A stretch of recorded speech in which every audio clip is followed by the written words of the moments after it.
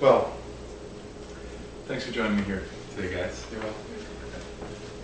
So I want you to think of 10 of the kids that you know from your church's youth group.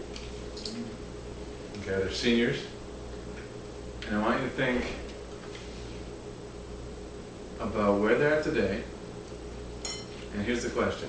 How many of those 10 do you think, after graduating from college, even after the first year of college, will be walking with the Lord?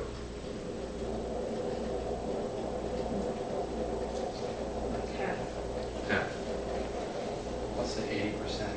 Ooh, 80% walking with the Lord. Mm-hmm. Wow. I would say maybe a quarter or less than a quarter. Quarter, less than a quarter. Yeah, we're going to talk about this. I won't give you the answer right now. You'll see in a little bit. But that's the question. How many stay in the faith? And why do some leave? Why do some stay? So I'm going to be using the following sources. Mainly a book called Mind Changers, The Art of Christian Persuasion, right here on the screen. Also Family Driven Faith by Bodhi Bacham.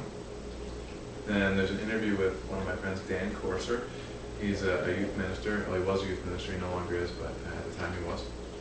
And then just some personal experience from my time with campus minister, and specifically a story from my time at Panama City Beach over spring break this past spring. So we're going to look at three things: the reality, the process, and the dream. Okay? So the reality is, it's grim. Some statistics go as far as 88%. 88% of students no longer walk with the Lord after 1 year of college. The reality is that most of the students that we know today in our youth groups, after 1 year of college, are no longer walking with the Lord. Let me read you a quote from Family Driven Faith by Bodhi Bacham. It says, according to researchers, between 70 and 88% of Christian teens are leaving the church by their second year in college. 70 to 88%. That's right. Modern Christianity has a failure rate somewhere around 8, almost 9 out of 10 when it comes to raising children who continue in the faith. That's shocking. It is shocking. 88%. I've seen this to be true even in some of my own experience. Let me share with you a story. Down at Panama City Beach. I'm on the beach, we're sharing our faith with college students that are down there partying. And I meet this guy named Zach. Find out that he goes to a well-known Christian college, Bethel, a very good one. He's talking to me, and I can tell there's something that isn't quite right.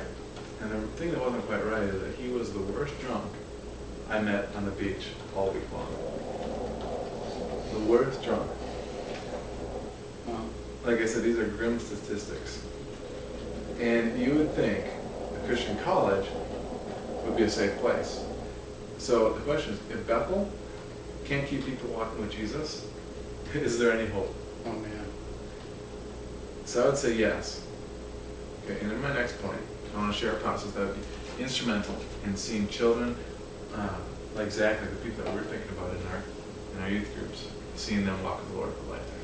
Okay, the process of effective persuasion boils down to three main points, and this comes from Mind Changers: melt, mold, and make hard.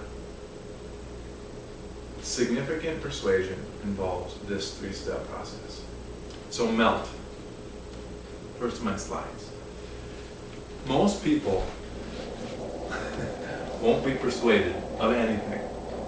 Our attempts to influence another person often fail because he remains frozen or locked into a fixed position. Okay? Think of, do you guys have people come to your door and try and sell you things? Okay? So what's your immediate reaction? As soon as you hear the knock on the door, what's your immediate reaction? Right. You hide. Say good luck in my head. Good luck, buddy. Right. It's like, you are in a frozen or locked position. You don't want to be persuaded. It doesn't matter what it is. You already know that you don't want to be persuaded. So the best door-to-door salesmen are the ones that do something sort of special. They become human. They relate to you. When someone does come and sells you something, what are some of the things that they do that can actually open a door? Recognize your crunch for time. Recognize your crunch for time. Yeah. So they sort of come into your world and understand where you're at. I think share the need, like share what their product or whatever, like what need it needs. Okay. I think something that I thought would be useful. Yeah. So if things that aren't useful, So I don't. they enter into your world. Yeah. See where your needs are. Yeah.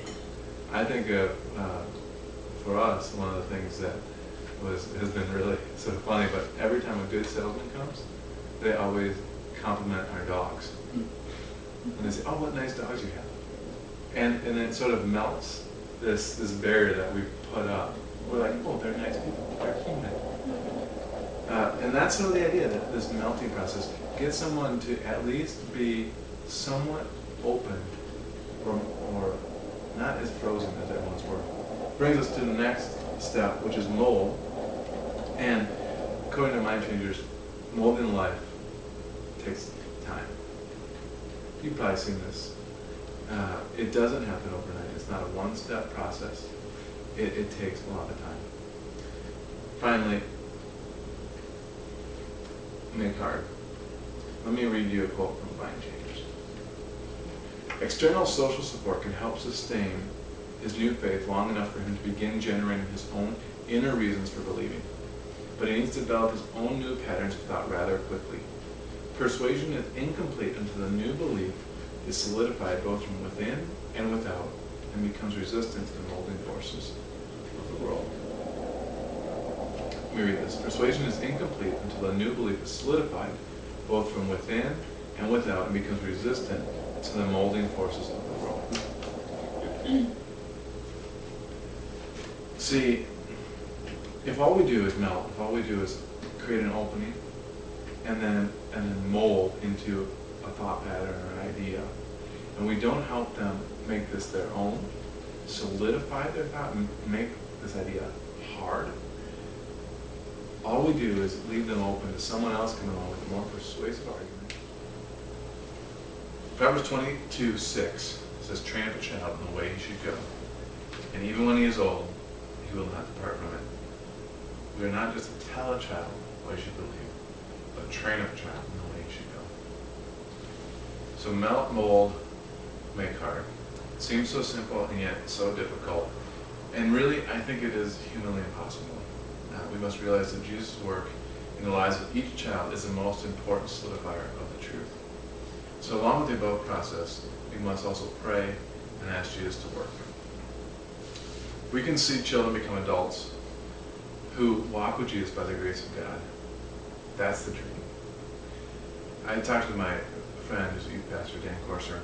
He was telling me that today we have more youth pastors than we've ever had. In the 1970s, we started this upswell of youth pastors where churches hired and began youth programs. And today, we have the worst percentage of continuance in faith we've ever had. But it doesn't have to be like this. Dan told me about this one graduate who just graduated from high school, then went on to college, and now back as an intern at the youth group. This can't happen, and it should happen.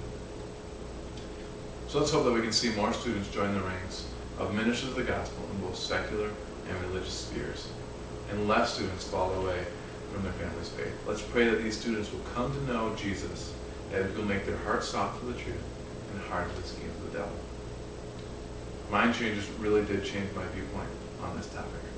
I think we should read this book, take from it what we can, and trust the Lord to use us and work in spite of us to see today's youth change dramatically. That's that.